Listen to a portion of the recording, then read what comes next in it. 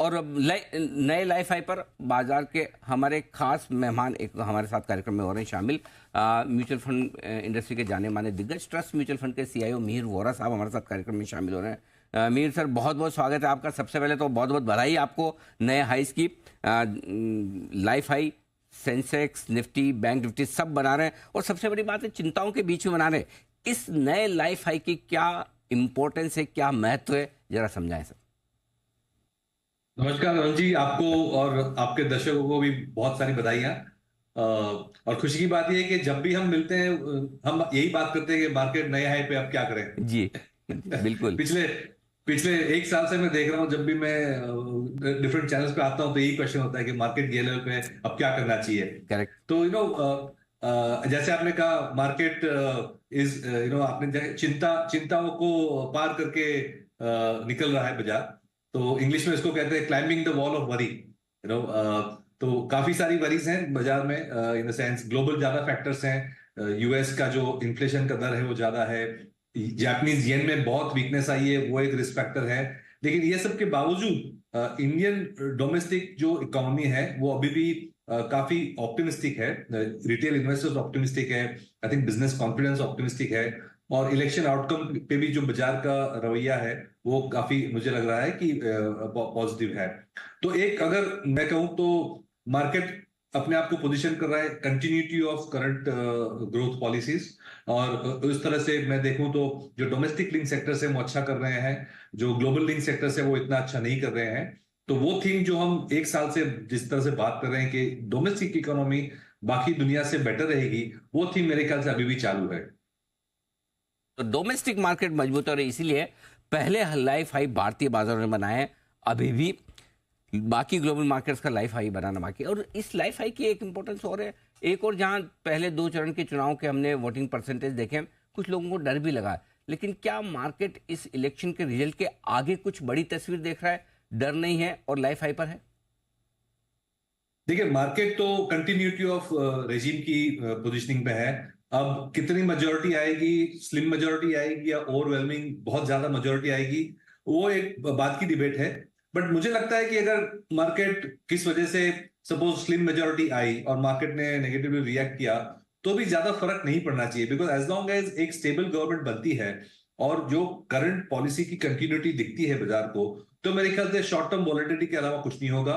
जो ग्रोथ हमारा है वो बढ़ते रहेगा, क्योंकि ये तो हम कंटिन्यूटी की बात करें, लेकिन हमने पिछले 40 साल में देखा है लेफ्ट सेंटर राइट हर तरह की गवर्नमेंट्स हैं, कोalitions आई हैं, स्टेबल आई हैं, अनस्टेबल गवर्नमेंट्स आई हैं, लेकिन जो इंडिया की स्टोरी है वो चेंज नहीं हुई है। तो मेरे ख्याल से ये जो इलेक्शन है, पॉलिसीज हैं, एज लॉन्ग एज एक नॉर्मल कंटिन्यूटी वाला जो माहौल रहेगा, तो मेरे ख्याल से इंडिया की अपनी स्ट्रेंथ ही अपने उसको आगे लेते चलेगी।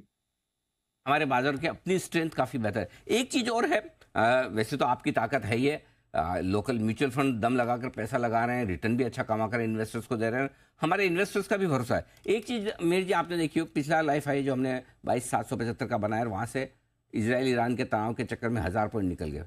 50,000 करोड़ का एफआईज ने कैश और वायदा कारोबार में मिला के बेचा, 1000 पॉइंट टूटे। बढ़ने में 10,000 करोड़ का नहीं खरीदा और वापस वहाँ पर आ गए, उसके ऊपर निकल गए। निफ्टी 1000 घटा, बैंक निफ्टी 2500 पॉइंट घटा और बैंक निफ्टी बढ़ गया 3,500 पॉइंट। ये क्या कहानी कह रहा है? ये यही कह रहा है कि जो ग्लोबल इन्वेस्टर है उन्हें ओवरऑल इकोनॉमी, जो ग्लोबल इकोनॉमी में इतनी तेजी नहीं दिख रही है।